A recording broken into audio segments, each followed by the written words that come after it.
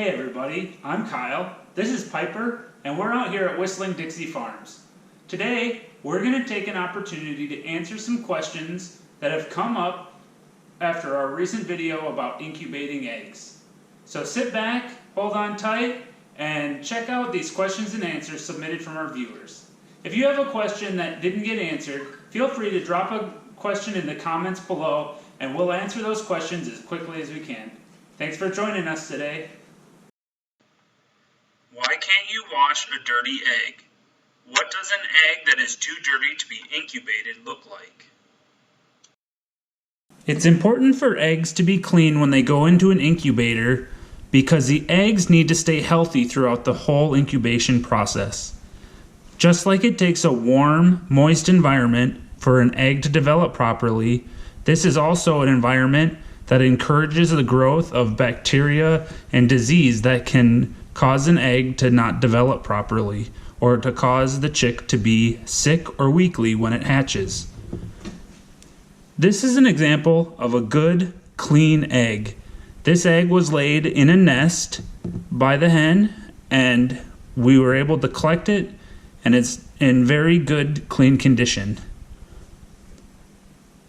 This egg is a good example of a slightly dirty egg, but would still be an okay, viable solution. You'll notice there's a few little flecks of dust on here, or dirt, but it's not too bad. We can kind of wipe off some of the dust, but generally this egg would still be just fine with a little bit of dirt on it for the incubator. This egg is an example of an egg that's too dirty. You'll notice that there's a lot of dirt and a little bit of manure on this egg. This particular egg was laid on the floor of our chicken coop, not in a nest, by a chicken. And of course, you know, chickens poop on the ground, and so when a chicken lays an egg on the ground, they tend to get dirty sometimes, especially in the springtime when there's a lot of mud. So this egg would be too dirty. The reason why we can't just wash this egg for the incubator is because the egg has a natural coating called a bloom. And the bloom seals the egg to the outside air, preventing bacteria from getting in and from too much moisture coming out. If we wash off that bloom, it makes it less likely that this egg will develop successfully. What makes eggs be different colors? The colors of eggs can vary greatly, from pure white to blue, shades of green and olive, to a light brown and a dark brown. Eggs can even be dark, like the color of a chocolate bar. The color of eggs a chicken lays are determined by its genetics.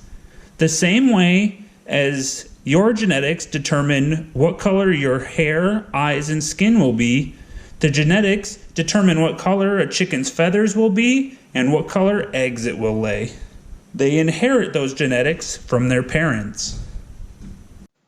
What is the water tray in the incubator, and what is it for? In the first video, I talked about the water tray. The water tray is built into the bottom of my incubator in this white plastic bit. It's very much like a very wide, flat bowl.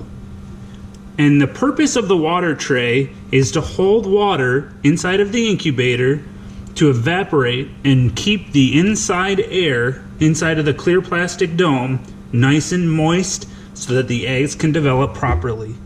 Once a day, I will come over with a plastic bottle of water and pour just a little bit more water in to make sure that the tray stays full. Why do eggs need to be turned? In the first video, we talked about how the incubator will turn the eggs every so often, like this. The reason that eggs need to be turned every so often is so that the yolk inside of the egg does not stick. If the yolk was to stick to the side of the shell, it would cause complications while the chick developed inside the egg. Why don't you let a hen incubate the eggs? On our farm, we do let some of our hens set on their eggs. This chicken has made a nest in a dark corner of our chicken coop and has been setting on some eggs for about 1 week. We usually let 2 to 3 hens set on eggs during the summer.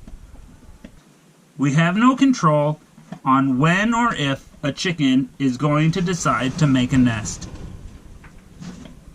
This is why we also use an incubator. It allows us to better control when we set our eggs and how many eggs that we want to set at a time. What is the difference between free-range and cage-free chickens? On our farm, we raise our chickens in a method that's called free-range. That means our chickens are allowed to go outside and roam wherever they please. There's no fences, no walls, and nothing holding them back from enjoying the great outdoors.